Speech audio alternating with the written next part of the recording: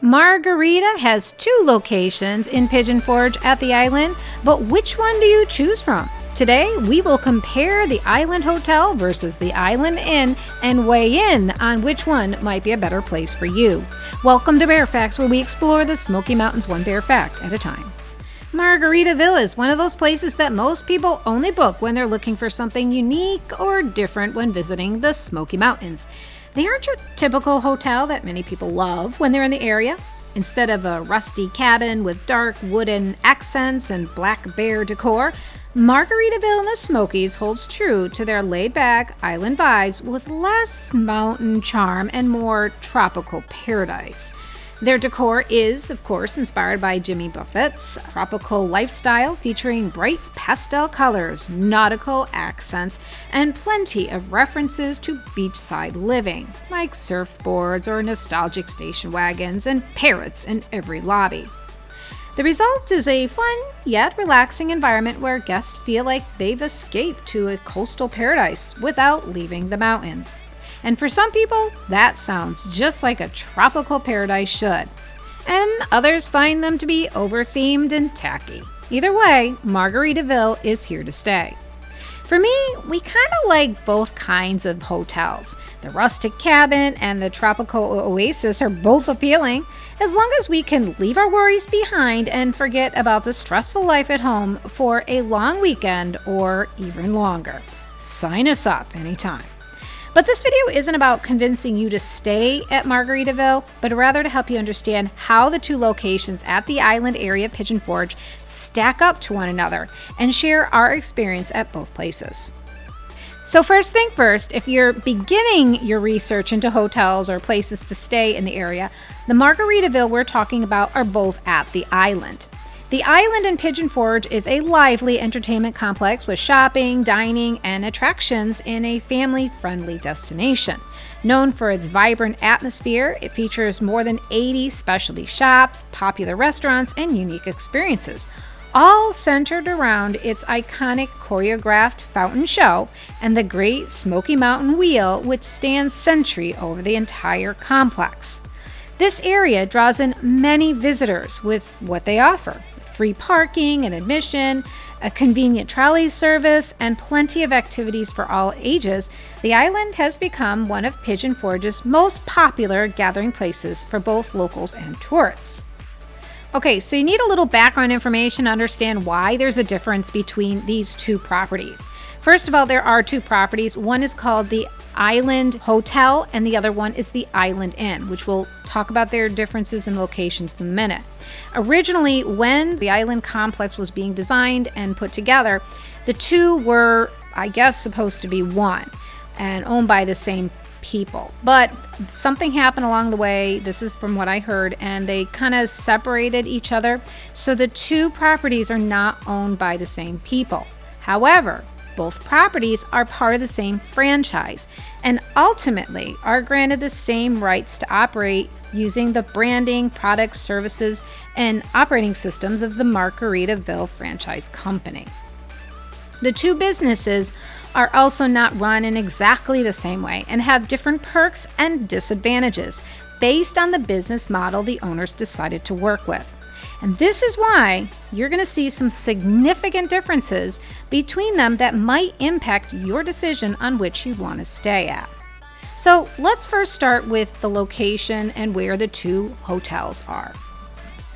We're going to start with the Margaritaville Island Hotel. Now, this property is the one that's actually in the center of the island. Their main lobby is right past the bridge as you're entering the island property from the parking area. Margaritaville's lobby is on the right over here, and it is the only building or the only space in the entire hotel that is on the first floor. Every guest who stays at the Margaritaville Hotel is on the second floor.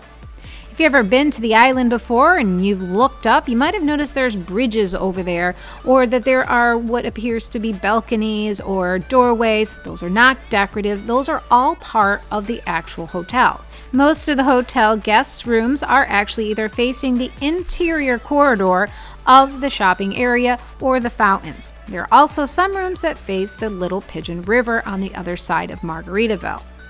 Those bridges you see from below are connecting the upper levels of the hotel, allowing guests to access the rooms and other amenities, including the pool and gym. This is a large property, and though it is all basically on one floor, it can actually be a bit confusing at first. The parking for the hotel is on the other side of the bridge before you enter the island itself. Margaritaville has two small parking sections that butt up against the island parking area. Now, because the island itself has free parking doesn't mean that Margaritaville does.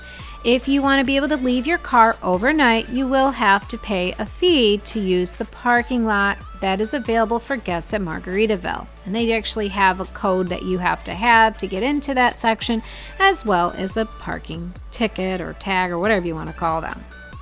Now, if you also notice, the parking area isn't very close to the hotel. So if you are limited mobility or you have a lot of luggage to carry, it is a little bit of a haul to get to your room, especially if you have one of the rooms at the far end of the complex. And though they do valet parking, it doesn't matter, you still might have a long walk.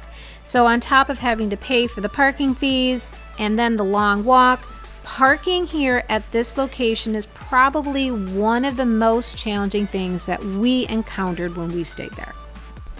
The Margaritaville at the Island Inn is the building that's on the corner of the Island Drive and the Parkway, and they are across from Alcatraz East as well. And unlike its sister location, this place is way smaller and more condensed, and it's also easier to navigate. The rooms are all in the main tower, and the resort guests just need to take the elevator to their floor. The hallways are also shorter and easier to use. The property, as I've already pointed out, is a lot smaller, and their parking area is much closer to the guest hotel rooms. There are some parking spots that are in the front, right next to the main lobby as you're entering, but most of these are handicap accessible, or there's a few that are not. Another huge difference is that they do not charge for parking at this location at this time. Now that we've covered where they are, let's take a look at the rooms. Because they are both part of the same franchises, the rooms will have many of the same basic ideas, but there are some significant differences. Each property has created a space that features bright, airy decor with a palette of crisp whites and soft blues with some natural wood accents to evoke that seaside retreat vibe. There are also some things that they all have, one in which is a small refrigerator in every room, a microwave, coffee makers, and each room that we've been in also had a safe. But there are some key differences between the properties that make each unique in their own way. One of the more distinct differences is that the island hotel rooms are bigger. These rooms have significantly more flooring space, a full kitchen-style counter wall, and much more storage for luggage for people who are staying longer. Also, when you enter the hotel rooms at the Island Hotel, you'll also notice the decor has a much stronger Smoky Mountain cabin resort vibe than at the inn. The rooms here have darker wooden panels and furniture. They have also added a stone facade fireplace in each room, which makes you feel like you're actually in the Smoky Mountains and less that you are in the tropics. The Island Inn has much smaller rooms, but there is more of a stronger nautical theme than at their sister property. The wood finishes are of a lighter color, softer tones, and a less mountain vibe, which is kind of ironic because from some of the rooms here, you can actually see the mountains from your balcony. The bathrooms are also pretty significantly different between the two locations. Let's start at the Island Hotel first. This place, I think, was more recently renovated, and their bathrooms have a way more luxurious feel, with walk-in shower stalls, multiple directional sprays for water, and full glass doors. Ours even had a shower seat. There's no doubt that at the hotel, they stepped up their game when it came to luxury in the bathrooms. Now, the Island Inn does have nice bathrooms, but they're a little bit more dated. Instead of a walk-in shower, they have bathtubs and still use shower curtains. The bathrooms here are also smaller, at least the ones we stayed at. Now, both properties do have very similar things they stock with, like shower gels, soaps, shampoos, conditioners. They both had hair blowers and other basic amenities that you might need in the bathroom. So if you don't want to bring your own stuff, you are welcome to use theirs. Another minor difference between the two properties involves the balconies. So first of all, the Island Hotel, every single room has a balcony. The inn has some rooms that don't have a balcony, so make sure you're looking at that when you're booking. If you decide you want to stay at the Island Hotel, there are 3 basic views from the balcony you can have. One is the fountains. Now that view is fantastic, especially during the holidays, but you will be paying a premium for those balcony views.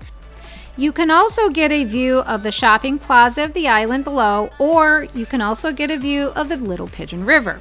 Now personally, I am a light sleeper. If I had known how noisy the island would be and for how long it stays active and how bright and noisy it can be, I would have picked the view of the river because it's a little bit quieter on that side. However, if you want the noise, the action, the lights, the other views are fantastic. They're beautiful no matter what. It's just that it depends on what kind of a sleeper you are.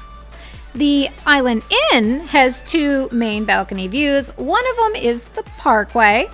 And if you're looking, you might even be able to get a view of the mountains in the distance from these rooms. The other view is from the back of the island. This isn't a great view, but you will notice a little bit less noise from traffic from the Parkway and people walking by. So they both have their advantages. Now, let's talk amenities. The Island Hotel has much more things closer to hand. They have 2 full-size restaurants on their property. One is the Margaritaville restaurant, which focuses on Cajun-style foods and casual dining options. This restaurant often offers live entertainment and is across the road from the main lobby. The other full-size restaurant is Finn's Bar and Chill, where the focus is seafood. This restaurant is connected to the main lobby and offers inside and outside seating with views of the Little Pigeon River. The hotel property also has a Starbucks, which opened last year. They replaced another coffee shop that used to be there, but this Starbucks also has order ahead options for those who like to use the app. The property also has room service for those who want to stay in, and there is one other bar which is at the rooftop pool area. It's called the Chill Bar Rooftop Dining, and this bar focuses on quick eats like burgers and finger foods, and they have a full bar. This bar also recently opened up for the public, so you can actually go there even if you're not a guest at Margaritaville. The hotel's rooftop pool is their standout feature, complete with private cabanas, fire pits, and a sweeping view of the Smoky Mountains and the island below. And for those who just can't get enough of the gym, the property also has a fully equipped fitness center available. One of the other conveniences that the hotel property has is a full spa on the lower level. The spa is open to the general population, and if you need a pedicure, hairstyle, or a massage, this might be the perfect treat for you. As I've already pointed out, Island Inn is a smaller property, but they have amenities that the hotel doesn't have. I know, from all I already described, you think, oh my gosh, how could they beat that? Well, the first is that the island has 2 pools, not just one. And one is an inside pool down in the main lobby area, which is great because in the winter, you don't want to be on the rooftop trying to swim. The pool is heated and has a small hot tub to enjoy. They also have an outdoor pool. We didn't use this one, but it is behind the hotel in a more private location, so you don't need to worry about people staring at you as you're swimming. Another big perk for many people is that this property, though they don't have many dining options or room service, they do have a full, hot continental breakfast. When we were there, they had bacon and eggs, potatoes, French toast, and a waffle making station. There's also cereals and other items as well. This breakfast, in my mind, makes up for the fact that the island doesn't have any restaurants. All right, let's sum it up and compare the two properties. I'm going to start with the Island Hotel. This is definitely a larger property. It's closer to all the main attractions and activities, offers more modern bathrooms, larger rooms, fireplaces, and every room has a balcony. The cons with a hotel is that they are consistently higher in price. They charge for parking, and the parking is far from your rooms. The property is much bigger, making getting around more difficult and sometimes confusing, especially if you have lower mobility. And there's also the issue of more noise and traffic from the island below. So if you're a light sleeper, you might want to consider a river view. And finally, this property doesn't offer a continental breakfast. The Island Inn is, for some people's minds, a better location. With free parking and a smaller property, it makes it easier to navigate and get around. This location also has a free continental breakfast and tends to be much cheaper to stay on average. And it can be quieter. The cons with the inn are their size and, to some people, location, as they're farther from the island and the things that are happening down there. The property hasn't done any major upgrades recently in their bathrooms, and their rooms are, on average, much smaller. So, there you have it. The similarities and differences between the two places may seem minor, but when you're investing as much money as you will be to go to one of these hotels or resorts, you want to make sure you're staying at the best possible place for you. I hope this video helps you plan your visit to the Smoky Mountains. You're getting an honest review from our personal experiences, but facts and things change, so please keep us in the loop if you learn anything new and want to share your experiences in the comments. Thanks again for visiting us at the bare facts of the Smoky Mountains. Please click that like button and subscribe to our channel.